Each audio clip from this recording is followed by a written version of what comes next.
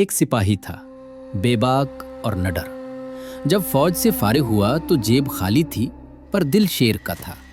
उसे दुनिया की कोई फिक्र नहीं थी, सिवाय एक चीज के, भूख। उसके पास बचा था तो बस एक पुराना वाटरप्रूफ कोट और भैंस के चमड़े के वो पक्के जूते जो किसी भी रास्ते के लिए काफी थे। एक जंगल में भटकते हुए उसकी नजर एक टिप टॉप शिकारी पर पड़ी, जो एक गिरे हुए तने पर आराम कर रहा था। वाह भाई, तुम्हारे जूते तो बड़े लश-पश कर रहे हैं, पर मेरे जूते भी भैंस के चमड़े के हैं।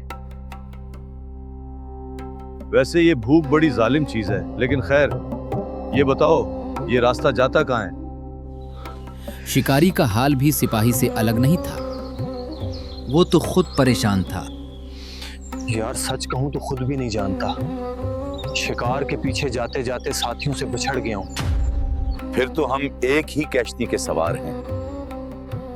आओ फिर मिलकर रास्ता ढूंढते हैं।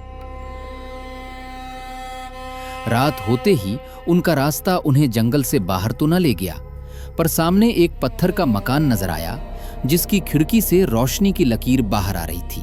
हमें आज की रात के लिए छत चाहिए और पेट के लिए कुछ खाना।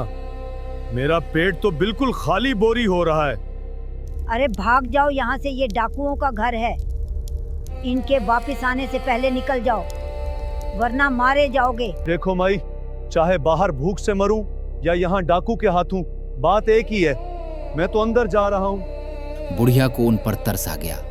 उसने एक तरकीब सोची और उन दोनों को एक कमरे में छुपा दिया। कुछ भी हो, हिलना मत। देखो, ये जगह माल से भरी पड़ी है। हाँ। थोड़ी ही देर गुजरी थी कि 12 डाकू अंदर घुस आए। वहां मौजूद भुने हुए गोश्त की खुशबू ऐसी थी कि सिपाही के लिए सब्र करना नामुमकिन हो गया। मुझसे अब और सब्र नहीं होता। मैं जा रहा हूँ उनके साथ दस्तरखान पर बैठने। वहां मत जाओ। शिकारी ने उसे रोकना चाहा, पर सिपाही ने एक जोरदार खांसी मारी और सीना तान कर सामने आ गया।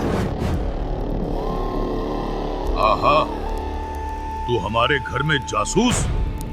चलो भाई, तुम्हारा आखिरी वक्त फिर आ गया है। पहले जरा तमीज से बात करो। मुझे भूख लगी है, पहले कुछ खिलाओ, फिर जो दिल चाहे कर लेना। क्या कमाल का बंदा है। चलो इसे उसका आखिरी खाना खाने दो, मैं भी तमाशा देखूंगा। ओ भाई चमकदार जूते वाले, आओ तुम भी खाओ, भूख तो तुम्हें भी लगी है।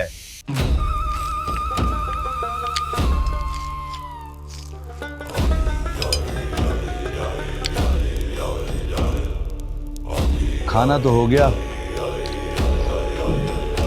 अब जरा पीने को कुछ कड़क सा मिल जाए तो मजा आ जाए।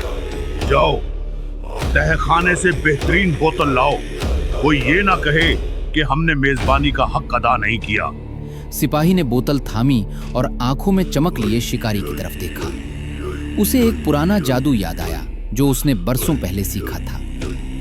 देखना भाई, अब एक तमाशा होने वाला है। लो भाई डाकुओं, तुम सबकी लंबी उम्र हो, लेकिन अब तुम्हारे मुंह खुले रहेंगे और तुम्हारे दाएं हाथ हवा में उठे रह जाएंगे। अल्फाज मुंह से निकलने की देर थी कि वो 12 डाकू पत्थर के बुत बनकर वहीं जम गए। मान गया भाई, तुम तो बड़े खिलाड़ी निकले। चलो अब यहाँ से निकलते हैं। नहीं, यहीं रहना होगा। इतनी जल्दी क्या है? अभी तो हमने इनको ठिकाने लगाना है। ये अब मेरी मर्जी के बगैर हिल नहीं सकते। आओ सुकून से खाओ पियो।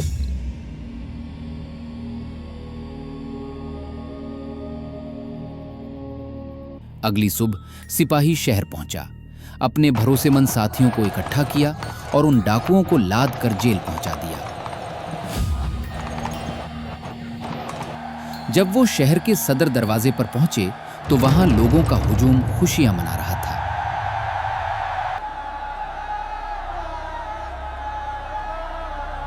भाई, ये सब क्या तमाशा है? तुम्हें नहीं पता? बादशाह सलामत बरसों बाद वापस आ रहे हैं। ये उसी का जश्न है। बादशाह? कहाँ है बादशाह? मुझे तो कहीं नजर नहीं आ रहा। ये रहा तुम्हारे सामने। मैं ही तुम्हारा बादशाह हूं। सिपाही के तो होश उड़ गए। उसे याद आया कि उसने बादशाह सलामत को चमकदार जूतों वाला भाई कहा था। वो फौरन घुटनों के बल गिर पड़ा और माफी मांगने लगा। खड़े हो जाओ बहादुर सिपाही, तुमने मेरी जान बचाई है। अब तुम्हें कभी किसी चीज की कमी नहीं होगी, पर याद रखना दोबारा ऐसा जादू करना हो तो पहले मुझसे पूछ लेना। और यूं कभी कभी बड़ी से बड़ी मुश्किल इंसान को ऐसी हिम्मत दे देती है कि एक भूखा सिपाही पूरे मुल्क का हीरो बन जाता है।